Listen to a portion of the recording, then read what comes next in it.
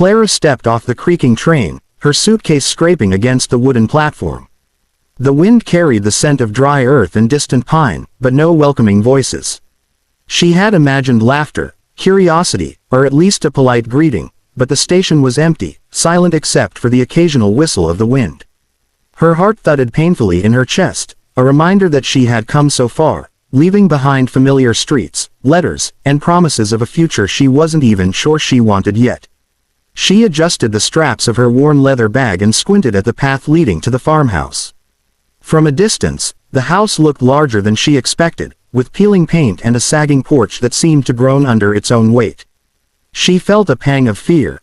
Perhaps she wasn't ready for the life she had signed up for.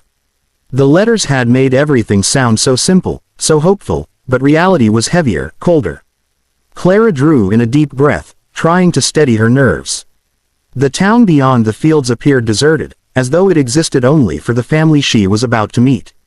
A crow cawed from the edge of the woods, and she shivered despite her coat. She wondered, for the first time, if she had misunderstood the letters, if the man she was supposed to marry was nothing like the man who had written them, or worse, if he might not even want her at all. Her fingers tightened around the handle of her suitcase. Each step toward the farmhouse felt like walking on fragile glass, brittle under her weight. She glanced back at the tracks she had traveled so far, the distant smoke of the train's engine curling into the sky, and felt a flicker of longing for the life she had left behind. Yet, somewhere beneath her fear, a tiny spark of hope lingered. Maybe, just maybe, this new life would surprise her. As she reached the gravel path leading to the farmhouse, Clara paused, her breath forming clouds in the chilly air. The letters had promised love and companionship, yet now, standing alone in the silence of this unknown land, she wasn't sure she was ready to believe in promises anymore. The farmhouse door creaked as Clara pushed it open, and the smell of polished wood mixed with faint smoke greeted her. Inside, everything seemed neat, almost unnaturally so, as if the house itself was trying to keep her at a distance. The man from the letters, Matthew, stood by the fireplace, tall and composed, his hands folded in front of him. His smile was polite, but it didn't reach his eyes. Clara's heart sank. She had imagined warmth, curiosity, perhaps a flicker of excitement, but instead, she felt the chill of formality. Matthew's voice was calm, even distant, as he asked her about her journey. She answered carefully, trying to hide her trembling hands and racing thoughts. Each word felt like stepping on thin ice. She feared a single misstep would confirm that she didn't belong here.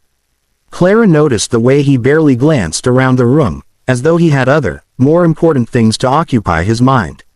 Was she just a guest in his home, or worse, an obligation he hadn't asked for?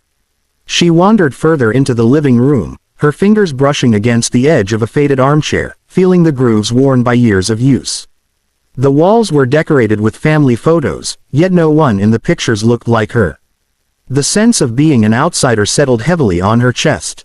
Clara tried to imagine herself here permanently, sharing meals, walking down the gravel path, perhaps even laughing in this room, but each thought only reminded her of the distance between what she had hoped for and what she now faced. A faint creak from upstairs caught her attention. Maybe a child. She dared a glance toward the staircase, but Matthew's eyes followed hers, and she quickly looked away, embarrassed by her curiosity. She felt a sharp pang of loneliness. Letters could promise companionship, but reality had a cruel way of revealing how hollow words could feel. Clara sank into the armchair, letting out a quiet sigh, and stared at the fireplace. Flames crackled faintly, casting flickering shadows across the walls. The warmth of the fire couldn't reach her heart. For the first time since leaving home, she allowed herself to feel the sting of doubt. Was she brave enough to stay? Was she even wanted? Days passed slowly in the farmhouse. Clara moved through her chores mechanically, dusting shelves, washing dishes, and tidying the rooms, all the while feeling the weight of silence pressing in. Matthew remained polite but distant, his presence formal, and the house itself seemed to echo her loneliness. Clara began to question her decision. Had she really left everything familiar for a place that didn't want her? One quiet afternoon, she was kneeling by the kitchen counter, scrubbing stubborn stains from a cast iron pan, when she heard a soft, tentative voice behind her. Will you be my mommy?" Clara froze, her hands stilling on the pan. Slowly, She turned. Standing in the doorway was a little girl, no more than 6, clutching a faded, tattered doll to her chest. Her wide eyes, shimmering with hope and vulnerability, seemed to pierce straight through Clara's fears. The child's small frame trembled slightly, and for a moment, the room felt impossibly still, as though the universe itself was holding its breath. Clara's chest tightened, a sudden rush of warmth flooding her senses. She knelt slowly, lowering herself to the girl's level, her heart pounding. "Oh, she began, her voice barely more than a whisper. Words failed her, and that was okay. The child didn't need words. The simple, earnest plea carried more meaning than any letter, more weight than any promise of a husband's love. Gently, Clara reached out and took the girl's hand. It was small, delicate, and surprisingly strong in its trust. She could feel the beating of her own heart in sync with the child's, and in that moment, something shifted, a quiet certainty, a spark of belonging she hadn't felt since leaving home. The fear of being unwanted, of being an outsider, melted in the warmth of that tiny hand. The little girl smiled, a timid but hopeful curve of her lips, and Clara realized she had been waiting for this moment without even knowing it. This tiny soul, fragile yet fearless in her need, had chosen Clara. And for the first time in weeks, Clara allowed herself to hope, not for letters, not for promises, but for the real, immediate love of a child who needed her. From that whisper, a bond was born, unspoken yet unbreakable, and the farmhouse, once cold and intimidating, suddenly felt like the beginning of something new. From the moment the little girl whispered those words, Clara's life began to change.